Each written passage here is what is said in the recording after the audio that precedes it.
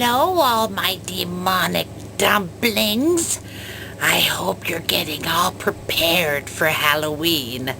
I know I am. So here's for something just a little bit different. It's a tale that I'm sure will spook you. I hope it will. Enjoy it if you can.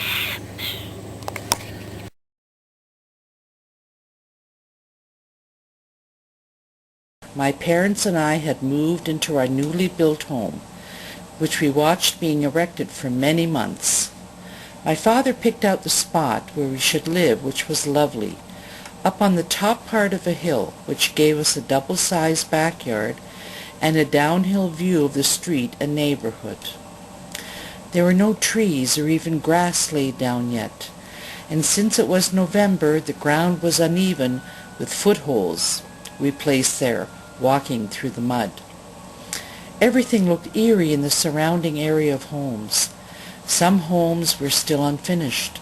Some had inhabitants, and in the coolness and darkness of dusk, with the wind howling in and out of window and door frames, it gave a very uneasy feeling of something watching. One morning I was getting ready for school. I did the usual things a person does before leaving for a day's journey. After I had brushed my teeth and rinsed, I looked down on the vanity and found the comb I was looking for to fix my hair. As my eyes meandered in the mirror, I was transfixed to something that I saw in the mirror. The only way I can describe this is by telling you there was a very strong presence or aura peering back at me from the mirror. I couldn't move. I was in a state of tunnel vision.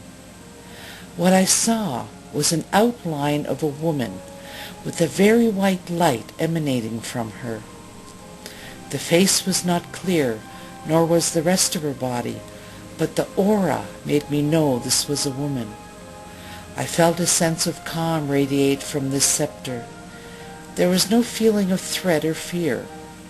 On the contrary, I felt as though I was being protected and engulfed in her white light.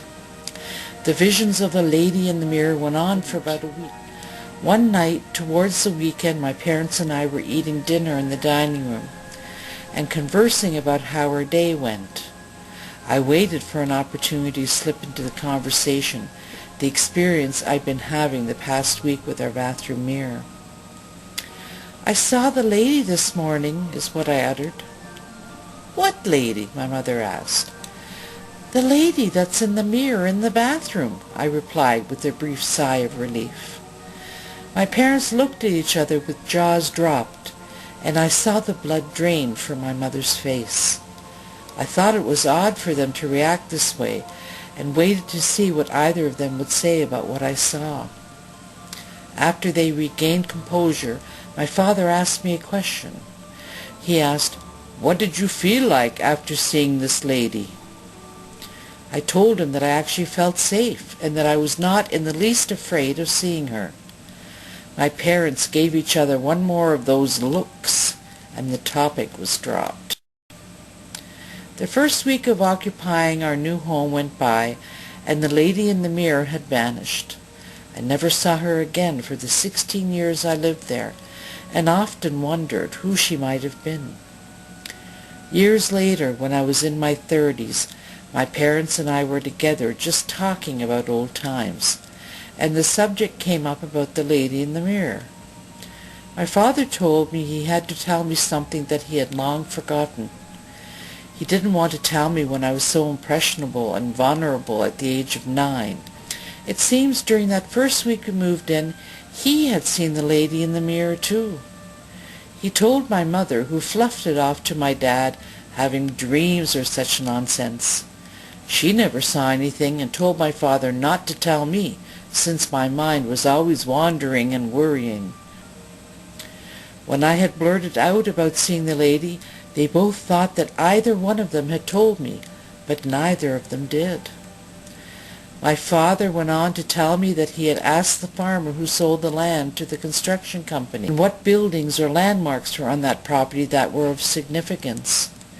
He specifically described where our home was situated and even brought the farmer to see it. It was then that my father understood why the lady in the mirror made an appearance in our home. Apparently where our home was built was on a spot where this farmer's wife used to spend her relaxing time, on a bench under a tree reading a novel. This was her retreat from everyday farming life, when she could sneak in a few moments. She had passed away a few years before her husband had sold the property. My father concluded that his wife came to see who was occupying her little sanctuary, and perhaps was approving and blessing us in some way. I know in my heart that growing up in that house always felt safe, like there was a good omen protecting us. My mother still lives in that home to this day.